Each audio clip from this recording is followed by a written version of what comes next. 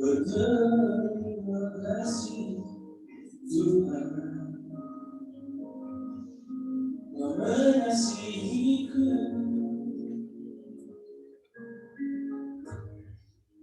kau memilikiku.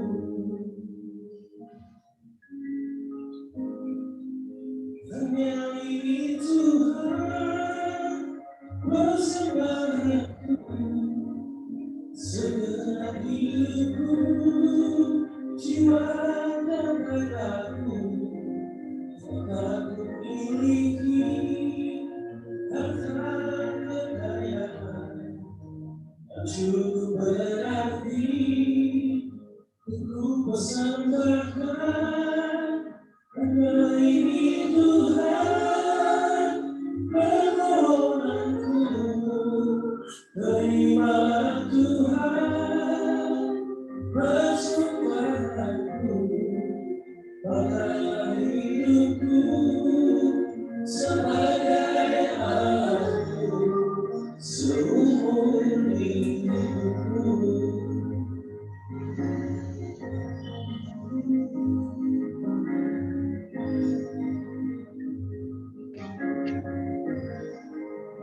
Engkaulah hatiku, terima kasih Yesus, kau mengasihiku, kau memilikiku.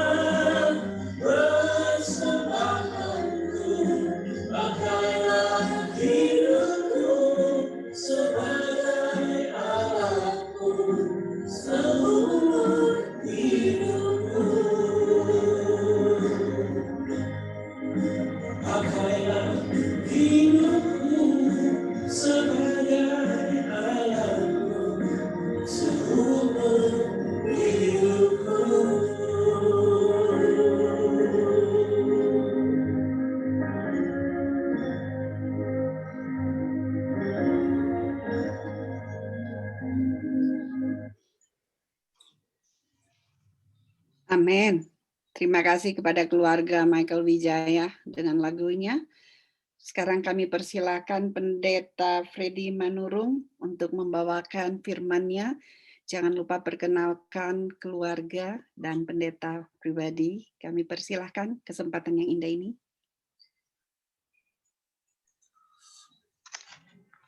Shalom. Selamat malam di Amerika. Selamat pagi dari kami di Indonesia.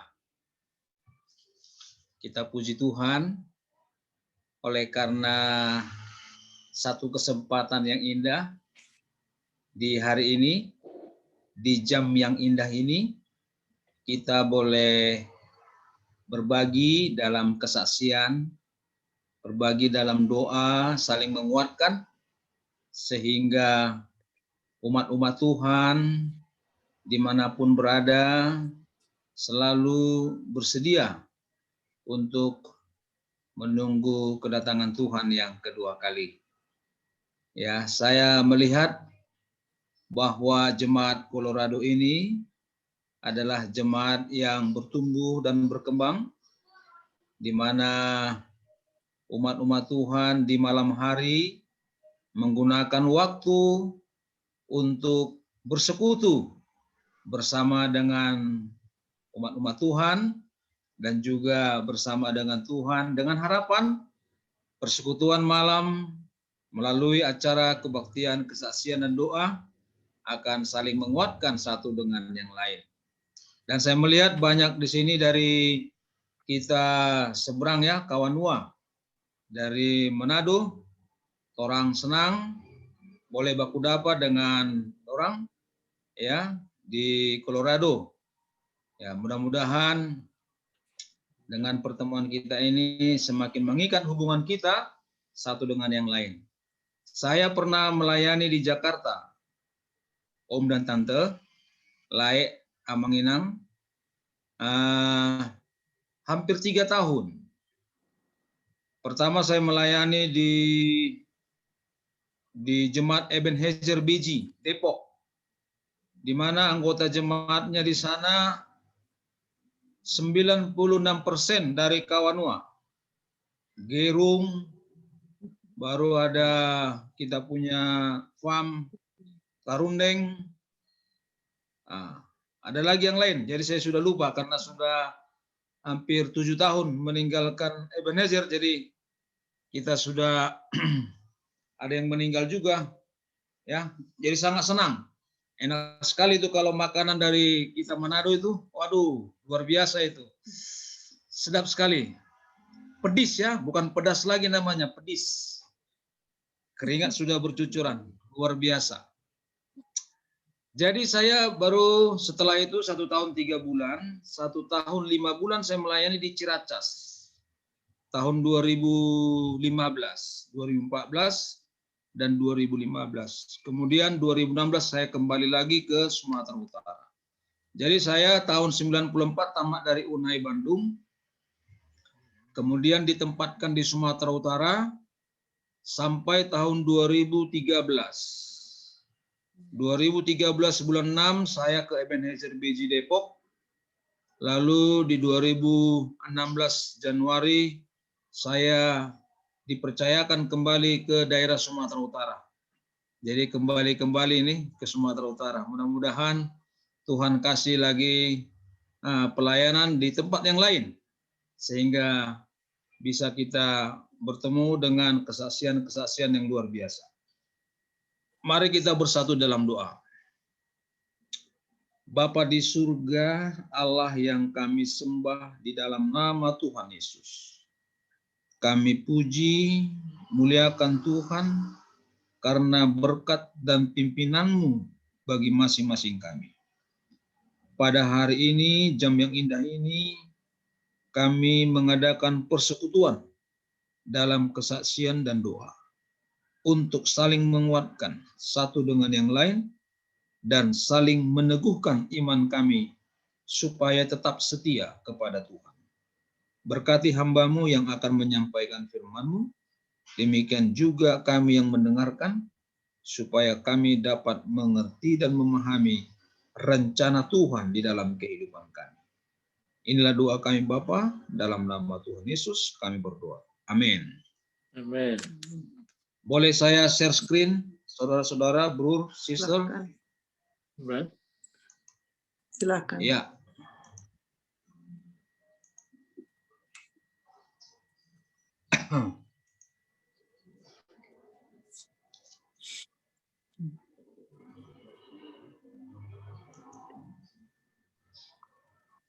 Baik. Yang pertama saya mau perkenalkan keluarga dulu ya. Ini adalah gambar saya. Lalu saya menikah dengan seorang bernama Helmi Tarigan. Kalau saudara-saudara, bro sister yang ada di Amerika, ada Pendeta Alfonso Tarigan. Itu yang di Loma Linda sekarang. Itu sepupu dengan istri. Jadi bapak mereka kakak adik. Jadi mertua saya adalah yang paling bungsu. Orang tua Pendeta Alfonso Tarigan yang di Loma Linda adalah abangnya. Itulah keluarga. Jadi kami menikah tahun 1997, dikaruniai 2 putri. Putri yang tertua itu yang baju merah, namanya Hana Priscilia. Dia sudah selesai kuliah dari Bandung dan sekarang ada di Jakarta. Lalu anak yang kedua namanya Adelia Clarissa. Dia baru semester 4 di Unai Bandung juga. Jurusan ekonomi duanya. Mereka berdua masih anak muda ya. Mudi-mudi. Mudah-mudahan kita berdoa supaya kami keluarga kecil diberkati Tuhan. Jadi Bapak Ibu yang diberkati Tuhan, saya mengucapkan terima kasih kepada Pendeta Manuntun Sinaga. Pendeta Manuntun Sinaga adalah salah satu staf departemen. Dia membidangi kependetaan, juga misi global di daerah Sumatera Kawasan Utara. Atau kalau di Amerika mungkin Conference Sumatera Kawasan Utara. Jadi kami masih misi daerah, ya, belum conference. Mudah-mudahan dengan informasi yang disampaikan oleh Bapak Lloyd, ya, Simorangkir, ya, kalau Tuhan berkehendak boleh jadi conference ya, mudah-mudahan supaya semakin berkembang. Kemudian saya juga mengucapkan terima kasih kepada Bapak Simorangkir yang telah berkomunikasi kemarin dengan saya, meminta data, foto, demikian juga email dan nomor HP. Jadi saya sudah sampaikan. Terima kasih Pak Simorangkir, laiku yang saya kasihi, komunikasi kita sudah berjalan dengan baik. Nah, saudaraku yang diberkati Tuhan, saya memahami bahwa undangan poster kita disebutkan di sana, gambarnya sudah betul. Gambarnya sudah betul, namanya sudah tadi diperbaiki ya. Nah, di sana tercatat Pendeta Manuntun Sinaga, seyogianya Pendeta Freddy Manurung. Ya, itu dia. Semoga dengan perkenalan kita semakin diberkati Tuhan. Ya, demikian saudaraku, inilah perkenalan dari keluarga kami dan ucapan terima kasih saya kepada saudara-saudara umat-umat Tuhan di Colorado memberi kesempatan kepada saya untuk menyampaikan firman Tuhan, kesaksian dan doa-doa yang kita sampaikan kepada Tuhan. Bagaimana hati yang teguh? Ini perlu menjadi hal yang menguatkan kita supaya kita memiliki hati yang teguh sekalipun situasi kondisi dunia yang sangat mencekam pada saat sekarang ini. Bahkan ke depan lebih banyak lagi tantangan yang akan kita hadapi. Sesungguhnya haruslah kita memiliki prinsip hidup. Kita harus punya prinsip hidup. Saya melihat banyak pendeta senior di sini yang hadir, ya, Bapak Bojo, pendeta Bojo, pendeta yang lainnya. Ya, bagaimana kita yang muda, yang tua tetap memiliki sebuah principle of life, ya. Di sini ada gambar, mungkin ini juga sudah pernah dikhotbahkan, didengar dulu ya. Ada ilustrasi gambar di sini. Seorang bapak ibu, ya, satu keluarga ingin menjual keledainya di pasar. Lalu mereka bawa keledainya. Bapak ibu ini naik keledai, lalu bertemu dengan orang lain. Kemudian orang lain berkata kepada bapak dan ibu ini, bakal mati deh, lu punya keledai. Mana pe keledai bakal mati. Karena dua orang yang naik, sedangkan keledainya mau dijual, nanti takut sakit dan lain sebagainya. Kemudian orang tua ini merespon apa yang disampaikan orang. Lalu mereka sepakat bahwa hanya si suami saja yang naik keledai, istri berjalan. Ketika mereka lakukan itu, ada juga orang yang berkata lagi, laki-laki gimana?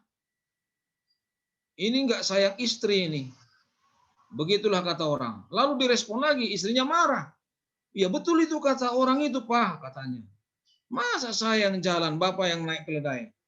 Akhirnya mereka respon lagi kata-kata orang. Lalu istrinya yang naik, suaminya apa? Yang berjalan. Ketika mereka sedang berjalan, ada lagi orang yang berkata, ya laki-laki ini takut sama istrinya. Katanya begitu.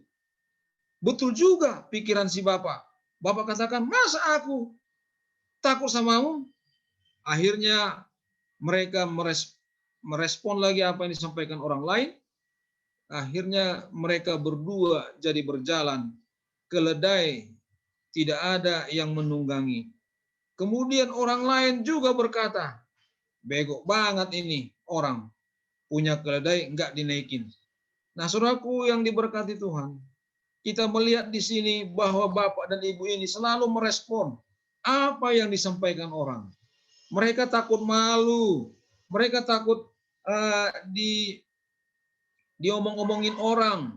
Akhirnya mereka tidak punya prinsip dalam kehidupannya. Mereka tidak bisa mengambil sebuah keputusan dalam kehidupannya. Jadi orang ini sangat pelin-pelan, sering ragu-ragu atas prinsip yang mereka lakukan. Jadi kepada kita semua juga dalam menyikapi perjalanan hidup kita ini, maka kita perlu sebuah prinsip hidup. Kita perlu keteguhan, ketahanan dalam menjalani hidup kita. Hanya pagi ini ataupun malam ini saya menyampaikan sebuah judul pelajaran kepada kita adalah tentang endurance, ya, ketahanan, daya tahan yang kuat apapun yang kita hadapi, gelombang kehidupan, angin kencang, tantangan, ya, pencobaan yang ada di hadapan kita, yang datang dalam kehidupan kita. Bagaimanakah kita umat Tuhan? Endurance, ya. When the dreams isn't as reality. Ketika apa yang kita impikan, ketika apa yang kita harapkan, yang kita rindukan, belum menjadi sebuah kenyataan ataupun sama sekali tidak jadi kenyataan, bagaimanakah ketahanan iman kita? Bagaimanakah kemampuan iman kita untuk tetap berdiri teguh di dalam Tuhan? Nah, apa yang kita perlukan, saudaraku? The priority as God's people is the power of Holy Spirit.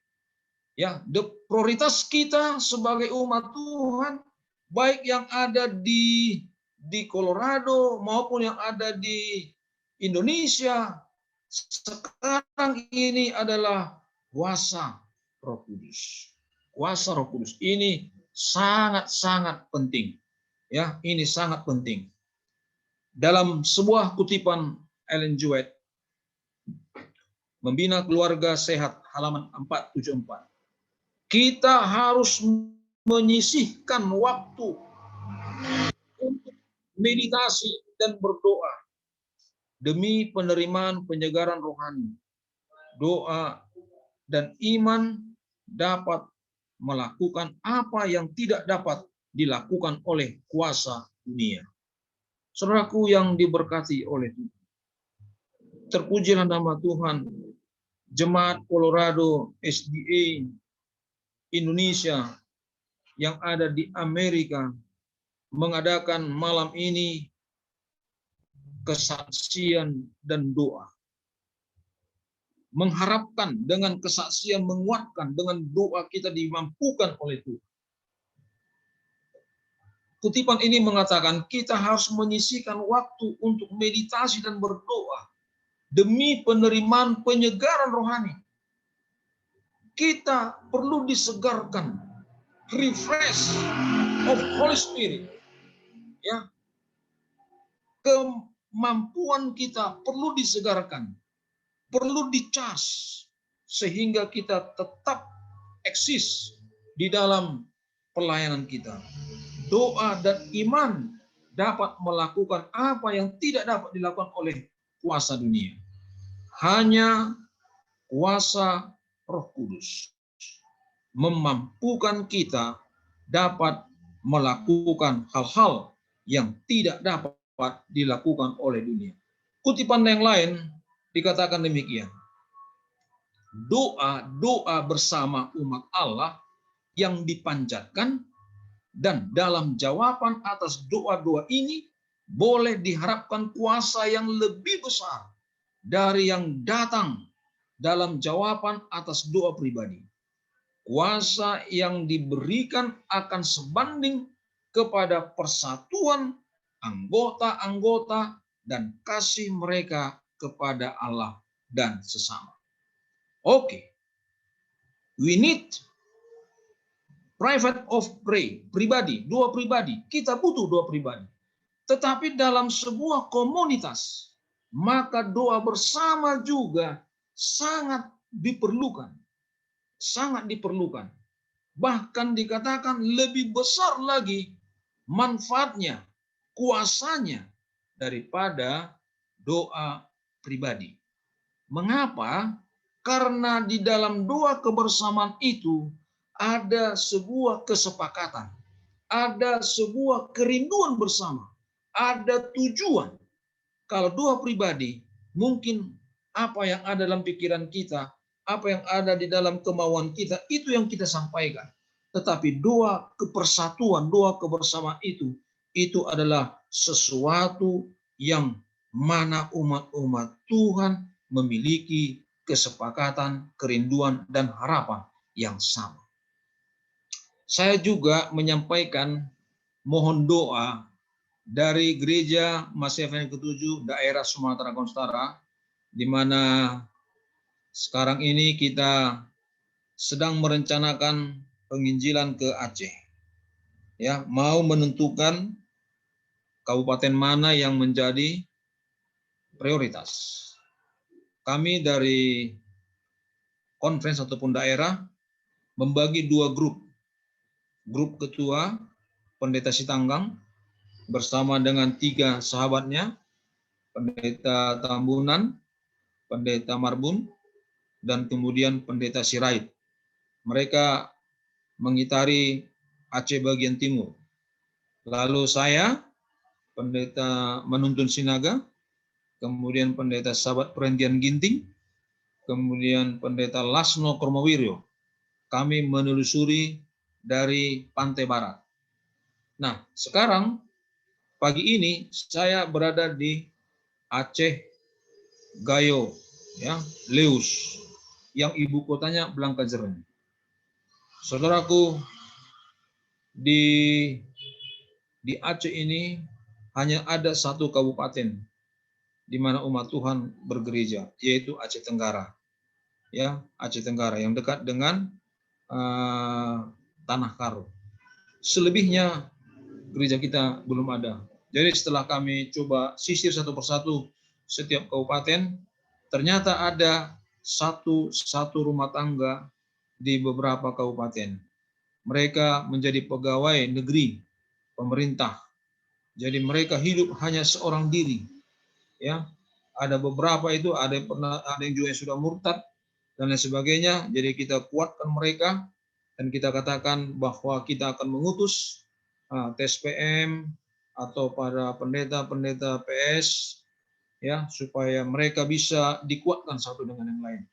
Kami pun ya berusaha berkomitmen dari kantor dengan melihat ini supaya 1 kali 3 bulan ada kunjungan dari kantor ke umat-umat Tuhan di pelosok-pelosok sehingga mereka boleh dikuatkan.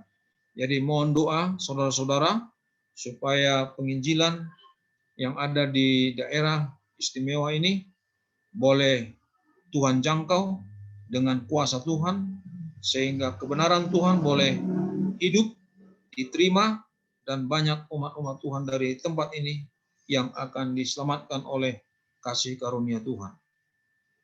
Tantangan umat Tuhan dari pertambahan jumlah penduduk dan bagaimana memenangkan jiwa.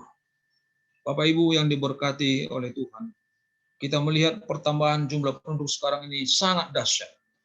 Sudah hampir di setiap tempat sekarang ini banyak penduduk-penduduk yang bertambah di desa, di kota, kabupaten, provinsi, dan lain sebagainya. Lalu tantangan kepada kita, bagaimana supaya jumlah penduduk yang semakin meningkat, jiwa-jiwa dimenangkan pun semakin meningkat. Sungguh luar biasa tantangan ini. Kita melihat kalau zaman dahulu kita mengadakan KKR, boleh orang berkumpul di halaman, di gedung, ramai orang datang. Tetapi sekarang ini mengumpulkan orang pun sudah sulit. Kita hanya bisa dari rumah ke rumah. Kita tidak bisa lagi mengumpulkan orang banyak. Pemerintah sudah membatasi jumlah orang yang bertemu. Sehingga apa yang pernah kita laksanakan dahulu, melaksanakan KKR dengan menghimpun orang banyak, sekarang ini sudah sangat sulit, saudara-saudara. Inilah tantangan yang kita akan hadapi. Bagaimana Roh Kudus Tuhan bekerja. Tetapi bukanlah sesuatu hal yang mustahil. Kita tidak bisa melayani, ya. Kita terus masih tetap bisa melayani karena pekerjaan ini adalah pekerjaan Tuhan dan bukan pekerjaan kita. Kita hanya dipercayakan untuk melakukannya karena Dia yang memerintahkan dan Dia yang memberikan kuasa kepada kita. Banyak orang yang stres karena menghadapi masalah dan persoalan dalam hidup. Ya, banyak yang stres, saudaraku. Di NTT terjadi badai tropis, hujan yang begitu deras, banjir bandang, banyak rumah yang hancur, usaha-usaha yang hancur, banyak yang meninggal, yang sakit, orang sedih, menderita, kesusahan, dan lain sebagainya. Angin kencang, rumah ada yang runtuh. Saudara tahu ada sekolah kita di Nulbaki, ya, memang air tidak sampai ke sana dalam banjir bandang, tetapi angin kencang sehingga triplex ataupun atap daripada ruangan kelas itu sudah banyak yang rusak. Mereka memberikan informasi, tolong didoakan, tolong dibantu, tolong diberikan support, dukungan kepada kami yang mengalami penderitaan dan kesusahan.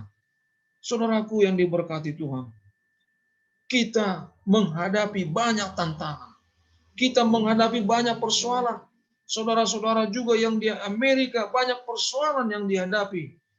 Di mana saja di dunia ini selalu ada persoalan, masalah, kesusahan yang kita hadapi. Inilah yang perlu kita cermati. Lalu muncul pertanyaan, kemanakah Tuhan ketika orang-orang mengalami stres, orang-orang mengalami penderitaan, kesusahan, yang mengalami duka cita yang sangat dalam. Di manakah Dia berada? Apakah Dia meninggalkan kita? Apakah Dia jauh dari kita?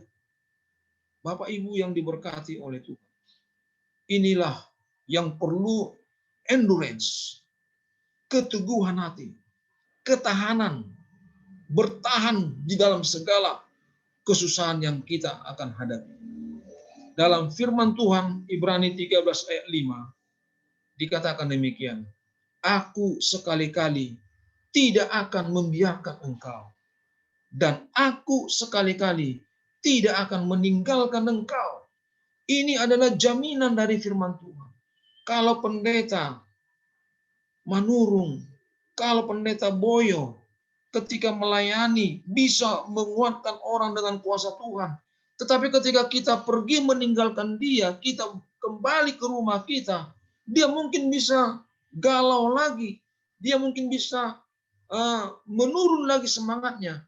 Tetapi Tuhan katakan, aku sekali-kali tidak akan membiarkan engkau, dan aku sekali-kali tidak akan meninggalkan engkau. Apapun yang terjadi dalam kehidupan kita, bagaimanapun penderitaan kita, kesusahan yang kita alami, dimanapun kita berada, keluarga kita, pekerjaan kita, tetangga kita, ingatlah saudaraku berkat Tuhan ini, aku sekali-kali tidak akan membiarkan engkau, dan aku sekali-kali tidak akan meninggalkan engkau. Jaminan Tuhan merupakan kekuatan kepada kita, supaya kita tidak ragu-ragu dalam perjalanan hidup ini, tetapi kita merasa ada kekuatan yang baru di dalam kehidupan kita, sehingga kita akan tetap tegar, teguh dalam menghadapi setiap tantangan. Suatu ketika Lukas berfirman dalam Lukas 8 ayat 22, pada suatu hari Yesus naik ke dalam perahu bersama-sama dengan murid-muridnya, dan ia berkata kepada mereka, marilah kita bertolak ke seberang. Singkat cerita, ayat ini saya tidak perlu baca satu persatu, nanti saudara-saudara boleh baca.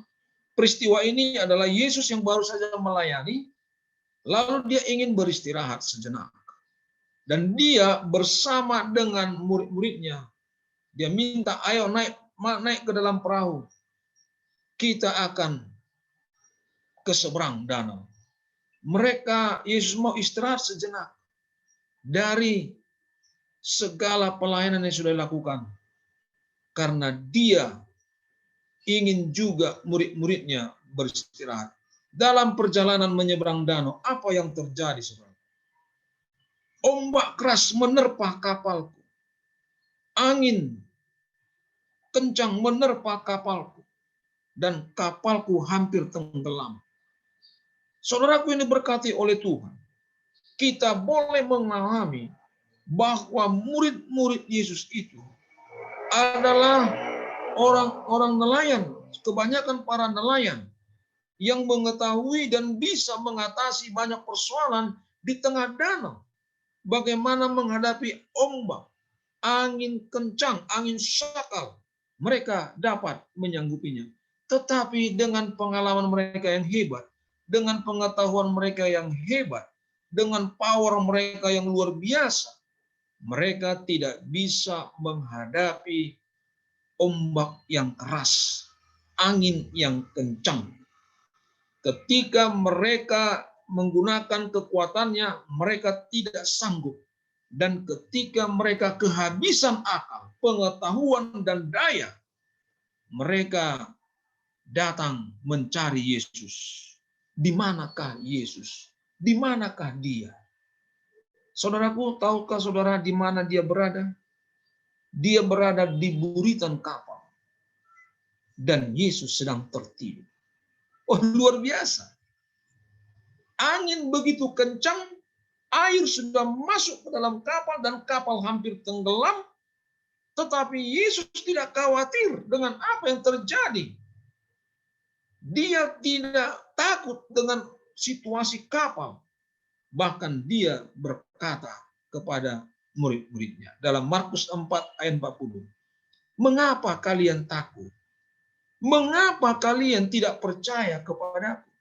Inilah ungkapan Yesus kepada murid-muridnya. Mereka baru saja mengalami peristiwa yang luar biasa, mujizat yang luar biasa yang dilakukan oleh Yesus di depan mereka. Ketika mereka bersama-sama, mereka mereka melihat kuasa Tuhan yang luar biasa. Mereka tahu bahwa di kapal itu ada Yesus, tetapi mereka ketakutan. Mereka takut hampir tenggelam, padahal mereka bersama-sama dengan penguasa. Mereka tidak percaya kepada aku. Itulah kata Yesus. Bapak Ibu yang diberkati oleh Tuhan. Ketika Yesus dengan kuasanya, dia menghentikan ombak dan angin yang kencang. Hanya 2 kata, saudara. Hanya 2 kata. Apa yang dia katakan? Diam, tenanglah. Lalu ombak dan angin itu tenang. Orang yang berada dalam kapal itu kagum. Siapakah dia ini? Sehingga dapat menghentikan ombak dan angin yang kencang. Saudaraku yang diberkati oleh Tuhan. Pada peristiwa-peristiwa akhir zaman sekarang, banyak hal yang menakutkan kehidupan manusia. Banyak hal yang membuat kita tidak percaya kepada Tuhan. Mengapa?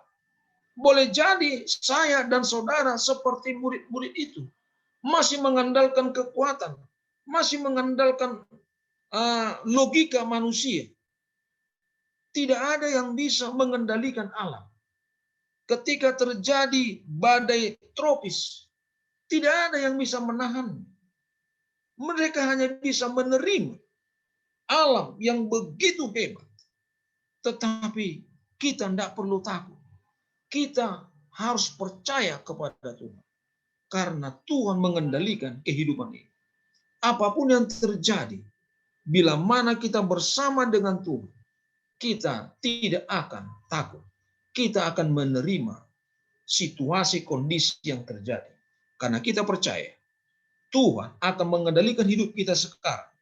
Dan Tuhan akan mengendalikan hidup kita di masa yang akan datang. Yang penting adalah masa depan akan lebih baik oleh karena kasih karunia Tuhan. Apa yang kita perlukan di zaman now, di zaman sekarang ini? Dipenuhi Roh Kudus, saudara.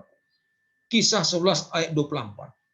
Apa dikatakan oleh firman Tuhan? Karena Barnabas adalah orang baik, penuh dengan Roh Kudus dan iman, sejumlah orang dibawa kepada Tuhan. Kalau kita aplikasikan ayat ini, karena umat Tuhan di Indonesia, gereja Advent di Indonesia, dan anggota gereja Advent Colorado di USA adalah orang baik, penuh dengan Roh Kudus dan iman, sejumlah orang dibawa kepada Tuhan. Bapak Ibu yang diberkati oleh Tuhan. Bapak saya hanya seorang diri yang Advent. Kakaknya tidak ada yang Advent. Mama saya seorang diri Advent. Kakak dan adiknya tidak ada yang Advent. Mereka bersama-sama.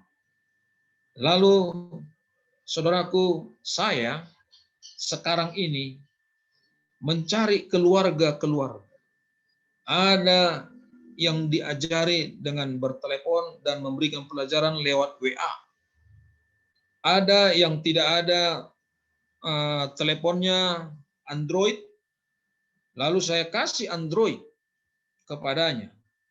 Dan sekarang dia sudah bisa mengikuti pelajaran-pelajaran. Kemudian saudaraku, di saat mereka membutuhkan pulsa, kita juga bagi. Tapi saya katakan jangan lupa ikut dalam kegiatan rohani. Bila mana saya kasih link, tolong dibuka. Lalu ketika mereka butuh saudara-saudaraku hal-hal yang lain, ketika Tuhan percayakan berkat itu kepada kita, kita juga boleh bagikan kepada mereka. Sekarang mereka sudah datang ke gereja, namun belum dibaptis. Tidak masalah. Bagi saya pekerjaan orang membaptis, orang menerima baptisan adalah pekerjaan Roh Tuhan. Saya tidak bisa menjamini iman seseorang. Saya hanya bisa mengajar dan Tuhanlah yang akan menuntun jiwa. Saya hanya bisa memberi bantuan dan Tuhanlah yang akan mencukupkan kebutuhan mereka. Saya hanya bisa memberikan mereka semangat, tetapi Tuhanlah yang akan memberikan kepada mereka pembaharuan di dalam setiap hidup mereka. Saudaraku, sudah banyak keluarga-keluarga sekarang ini dengan berkat yang Tuhan berikan sedikit, kita bagi kepada mereka, sehingga berkat itu akan semakin banyak karena semakin banyak orang yang mengetahui akan Tuhan. Saya yakin dan percaya umat Tuhan di Colorado, lebih dari apa yang saya sampaikan tadi, mereka juga menyampaikan hal-hal yang luar biasa kepada orang, supaya menuntun jiwa-jiwa datang kepada Tuhan. Karena memang itulah kita dipakai oleh Tuhan, supaya kita semakin diberdayakan Tuhan di dalam setiap kehidupan kita. Karena anggota gereja Advent di Colorado, di daerah Sumatera Utara adalah orang baik, penuh dengan Roh Kudus dan iman, maka sejumlah orang dibawa kepada Tuhan. Bagaimanakah seseorang dipenuhi Roh Kudus? Apa yang dilakukan Yesus dalam kesibukan pelayanannya? Lukas 5:15-16. Mengundurkan diri ke tempat-tempat yang sunyi dan berdoa. Saudaraku, saya punya kesaksian, setiap jam 4:15 adalah waktu untuk bangun di pagi hari. Lalu 15 menit berikutnya setelah bangun, boleh mengadakan pergerakan badan, dan boleh juga maaf kata ke kamar mandi. 4:30 adalah waktu yang sangat indah bagi saya untuk bertemu dengan Tuhan, berbicara kepadanya, membaca firman-Nya, dan berdoa sampai ke pukul 5. Ya, baca satu pasal, renungkan sejenak, berdoa kepada Tuhan, dan kita boleh menerima berkat itu. Karena saya melihat bahwa Tuhan Yesus dalam Markus 1:35 setiap pagi, ya, pagi hari dia berdoa, dan dia, saudaraku, berdoa, dia keluar dari tempatnya, dia berada di luar rumah untuk mengadakan meditasi berdoa kepada Tuhan. Perlu menentukan waktu dan tempat untuk berdoa pribadi. Doa adalah memohon supaya Tuhan mengubah hati dan pikiran kita untuk menyanggupkan kita menerima berkat-Nya. Apakah pengaruh doa bagi umat Tuhan? Ellen G. White katakan demikian. Dalam situasi yang sedang ada sekarang ini, doa sangat dibutuhkan. Setiap orang yang gemar berdoa pasti mendapat kesegaran dan kekuatan, serta mendapat posisi yang tinggi di hati Allah. Mereka itu memiliki pandangan yang semakin jelas tentang Allah yang dia sembah, serta mampu untuk menghadapi semua rintangan dan memenangkannya. Sangat diperlukan sekarang ini. Setiap orang yang gemar berdoa, mereka akan mendapat kesegaran, kekuatan, serta mendapat posisi yang tinggi di hati Allah. Luar biasa, saudaraku. Kalau kita menghadapi rintangan, kita tidak hanya sekedar menghadapi rintangan saja, tetapi memenangkan rintangan itu. Nah, ini satu hal yang perlu kita ingat, saudaraku, bahwa banyak orang yang bertempur menghadapi rintangan, tetapi dia tidak memenangkan. Tetapi ayat ini mengatakan, orang yang gemar berdoa, mereka bisa menghadapi rintangan dan mereka akan memenangkannya. Di sini ada ilustrasi, saudara-saudara, ya. Bila kita umat Tuhan, ya, kita akan dituntun menurut jalannya. Ada ilustrasi, banyak orang yang menunggu antrian melewati eskalator untuk naik ke atas. Itu kerumunan orang banyak. Lalu ada satu orang, dia mengangkat beban, lalu naik tangga untuk tiba di atas. Ini adalah dua jenis kelompok manusia. Kelompok yang rame-rame ini, yang berkerumunan ini adalah kelompok yang suka menunggu kesempatan, sekalipun antri panjang. Ini adalah kelompok yang ingin menikmati tiba di atas dengan sabar, dengan menunggu entah kapan waktunya. Tetapi ada satu orang, dia tidak perlu menunggu, tetapi dia menggunakan kesempatan yang ada, tetapi dia punya beban yang sangat berat. Karena ada beban yang dipegangnya, lalu ada beban naik tangga. Ini akan menyulitkan dia untuk tiba di atas. Tetapi saudaraku, yang saya mau dorong kepada kita adalah kita diberikan oleh Allah kemampuan, ketahanan, ya, daya tahan yang kuat untuk menghadapi rintangan dalam mencapai sebuah target, tujuan yang kita ingin dapatkan, yang Tuhan mau berikan kepada kita. Saudaraku yang diberkati oleh Tuhan, manakah yang akan kita lakukan? Kita boleh sampai di atas, tapi kita menunggu waktu. Dan waktu itu kita tidak tahu kapan itu terjadi. Sekalipun itu bisa saja terjadi. Tetapi ada jalan yang Tuhan berikan, tapi dia punya kesulitan yang besar, namun bisa dijalani. Itulah yang diperlukan endurance, daya tahan. Seorang umat Tuhan harus memiliki daya tahan. Kita bisa melihat kesempatan itu. Dengan iman kita, kita boleh katakan kepada Tuhan, Tuhan, ini adalah sebuah kesempatan. Engkau membuka pikiran saya, Engkau membuka iman saya akan jalani bersama dengan Tuhan. Berikan kemampuan, daya tahan tubuh yang kuat, berikan iman yang kuat. Kita akan berjalan bersama dengan Dia. Saudaraku yang diberkati oleh Tuhan, bila mana kita memiliki iman yang teguh kepada Tuhan, maka iman kita akan bisa melihat kesempatan-kesempatan itu untuk boleh mendapatkan berkat Tuhan, untuk boleh menerima upah dari Tuhan. Kemudian ini ada ilustrasi yang kedua, ya. Berjalanlah dengan tulus ikhlas, melayanilah dengan tulus ikhlas hingga Tuhan datang. Jangan menyerah, berkat tiba pada waktunya. Bapak Ibu yang saya kasih, suatu ketika ilustrasi ini diberikan kepada seseorang. Pak, katanya, bila mana engkau menggali tanah ini, galilah dengan sekuat tenaga, percayalah di dalam tanah itu ada batu yang berharga, ada perhiasan mutiara. Begitulah kata seseorang dalam ilustrasi ini.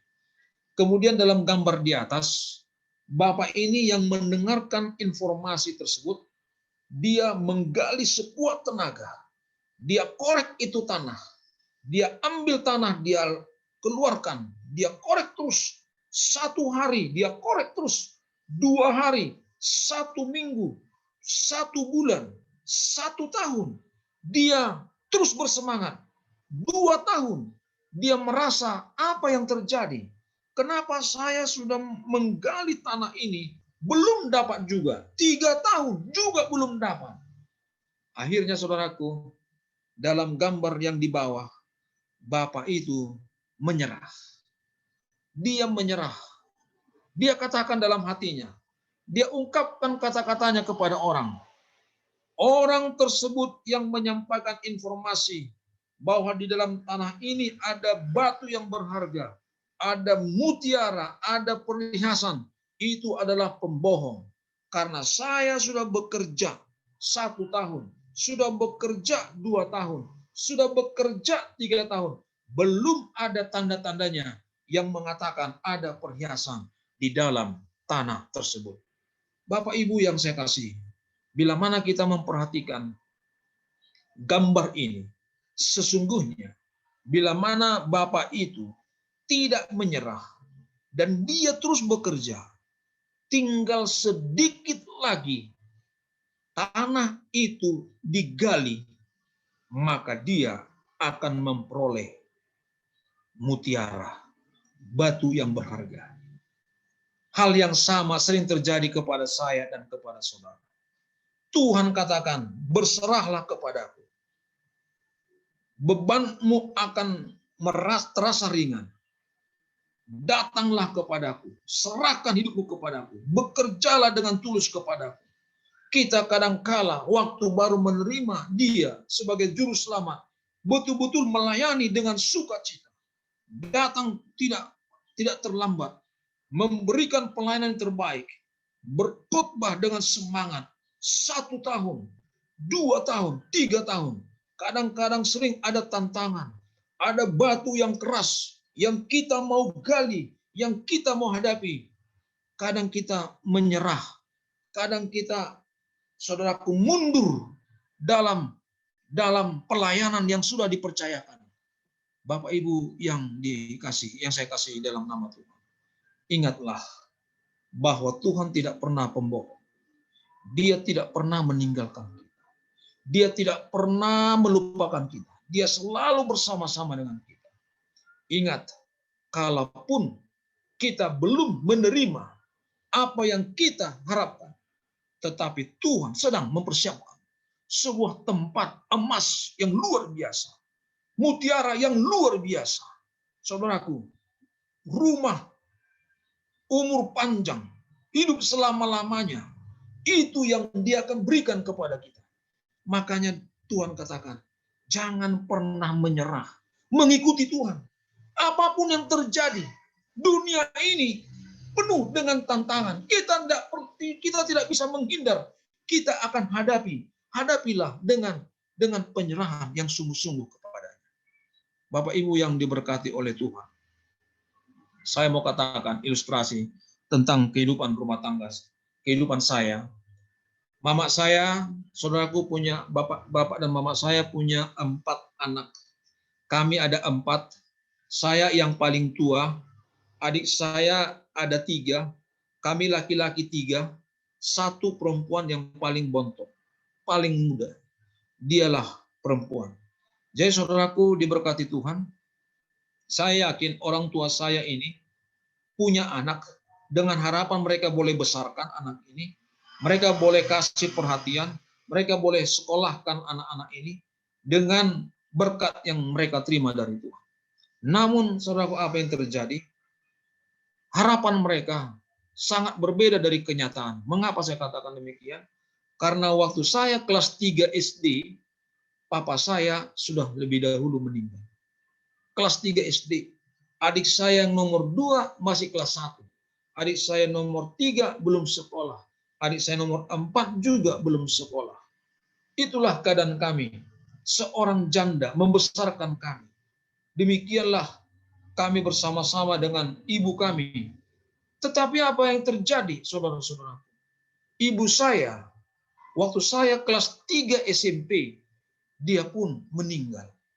Saya kelas 3. Adik saya nomor 2 kelas 1 SMP. Adik saya nomor 3 kelas 6.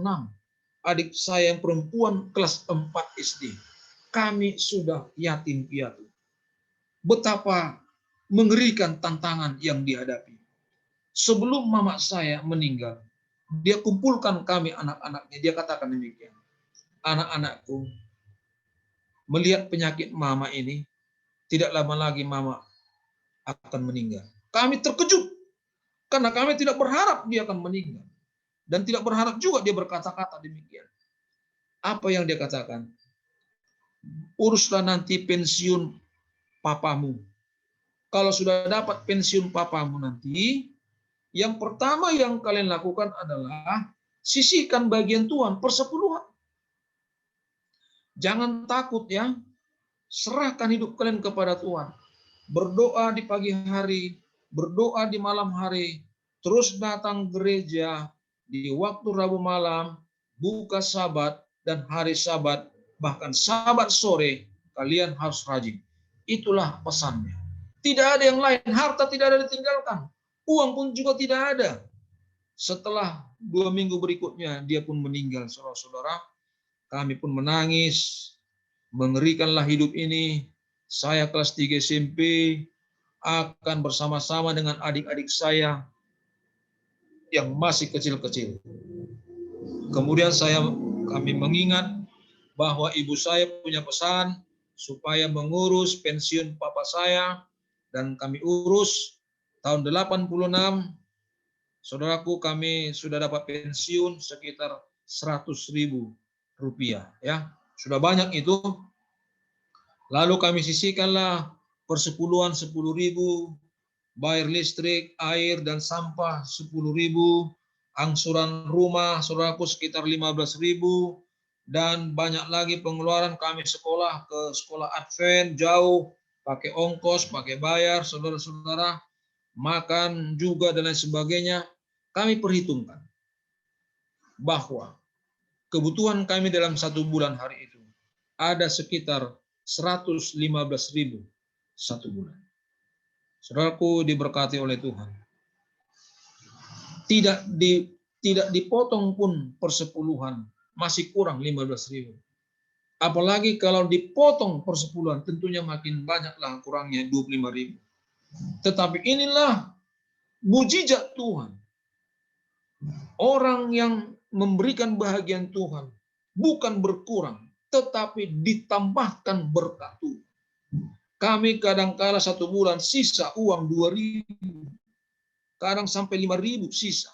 Banyak yang diketuk Tuhan hati orang lain untuk memberikan bantuan. Karena rumah kami dekat dengan pasar, maka orang sering merasa ibah kepada kami.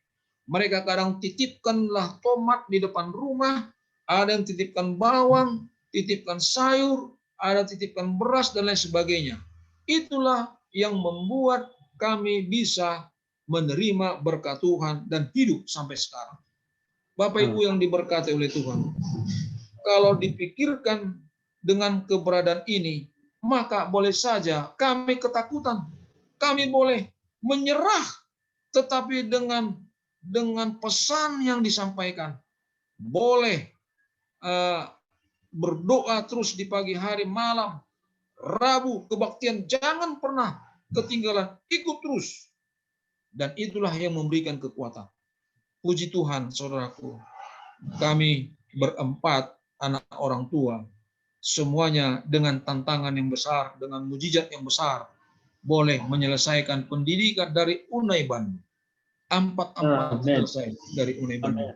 Ini adalah sebuah mujizat yang diberikan Tuhan. Ya, kadangkala kami mendaftar, orang sudah masuk kelas, saya masih di kamar menunggu orang kelas, lalu saya mendaftar. Bolehkah saya mendaftar, Sir? Saya bilang, boleh. Tapi jangan lupa ya, bayar uang kuliahmu. Yes, Sir. Kadang-kadang orang ujian, saya belum ujian karena belum dapat clearance slip. Saya sering ujian susulan. Demikianlah kami, saudaraku berempat. Ya, mendaftar pun ya terlambat, ujian pun terlambat, tidak masalah lah bagi kami. Yang penting berkat Tuhan kami boleh menyelesaikannya. Saudaraku yang diberkati oleh Tuhan, inilah tantangan. Mungkin bagi saudara-saudara tantangan juga berbeda-beda. Tetapi pada akhirnya kita melihat selalu ada solusi yang Tuhan berikan kepada masing-masing kita. Tantangan-tantangan yang akan kita hadapi ke depan akan semakin besar. COVID-19 ya sudah berjalan dan sekarang ini melanda dunia. Kita tidak tahu lagi ke depan apa yang terjadi. Ya, apa yang terjadi? Saudaraku, tidak perlu kita khawatir. Tuhan akan tetap bersama dengan kita dan Dia tidak akan pernah meninggalkan kita. Roh Kudus mengubah hidup kita. Endurance, daya tahan diberikan oleh Roh Kudus. Apa yang terjadi dalam Paulus? Dia katakan, hidupku bukan hidupku yang dulu lagi, tetapi sudah Kristus yang hidup dalam aku.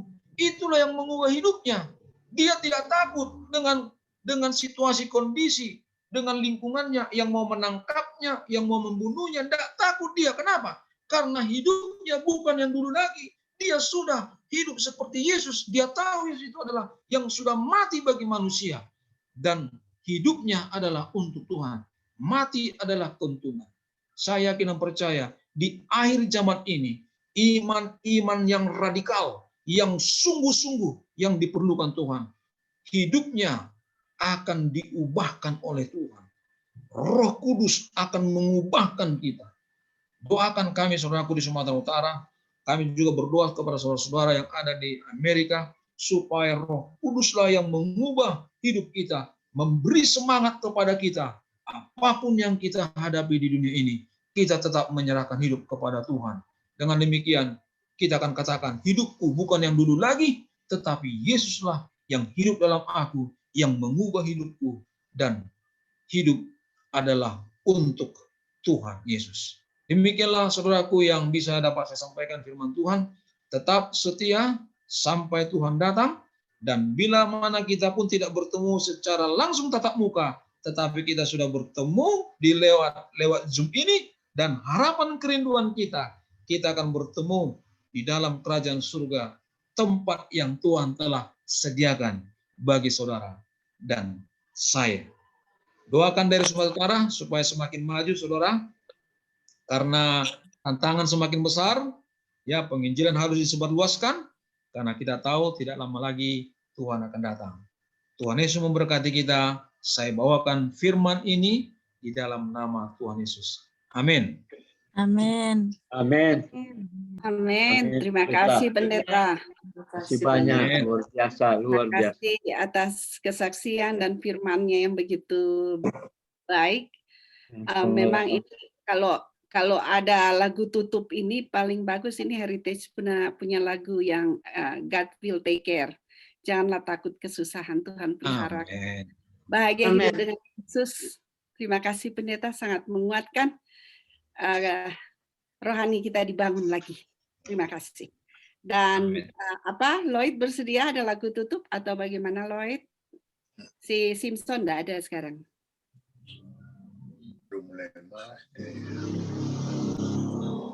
Nanti sebentar doa tutup pendeta, akan doa tutup ya pendeta. Pendeta, jangan lupa tadi ada lupa didoakan Bapak Hari Simanjuntak akan operasi besok. Tolong ditambahkan. Siapa Mem? Nanti sebentar. Siapa yang didoakan Mem?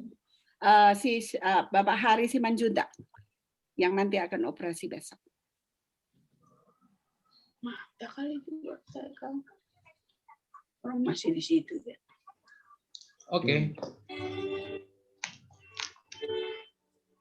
I will ever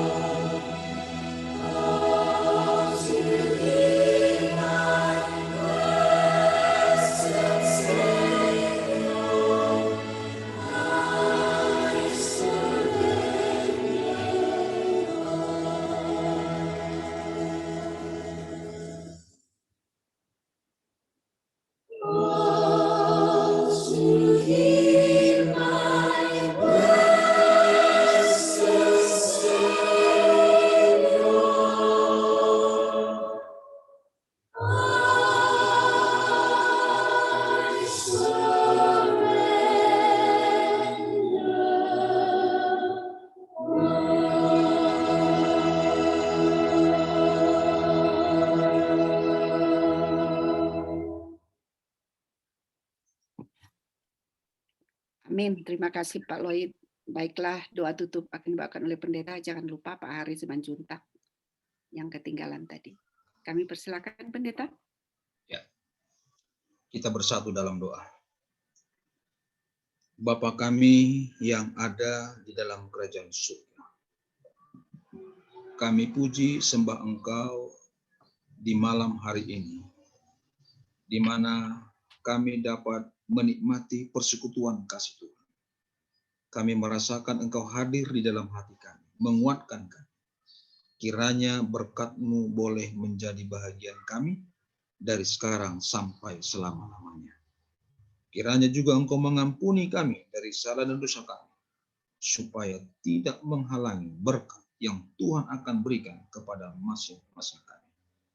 Hamba-Mu berdoa untuk seluruh anggota jemaat Tuhan yang ada di SDA Colorado USA. Berkati mereka Tuhan di dalam kesehatan, memberkati mereka di dalam rumah tangga, memberkati anak-anak yang Tuhan telah karuniakan, supaya semuanya sehat-sehat, semakin teguh di dalam iman, senang melayani pekerjaan Tuhan, senang melayani umat-umat manusia, untuk membawa jiwa kami, membawa jiwa-jiwa mereka datang lebih dekat kepada Tuhan. Harapan kerinduan kami Tuhan, ketika Engkau datang untuk kali kedua, Engkau akan membawa kami semuanya masuk dalam kerajaan surga, hidup selama-lamanya bersama dengan Tuhan, dan tidak ada satu orang pun yang tinggal dari antara kami dan keluarga kami di dunia ini, tetapi semuanya kami dibawa di dalam kerajaan surga oleh kasih karunia Tuhan yang Kau karuniakan bagi masing-masing. Tuhan, secara khusus hamba-Mu berdoa kepada Bapak Heri Simanjuntak yang akan dioperasi pada esok hari.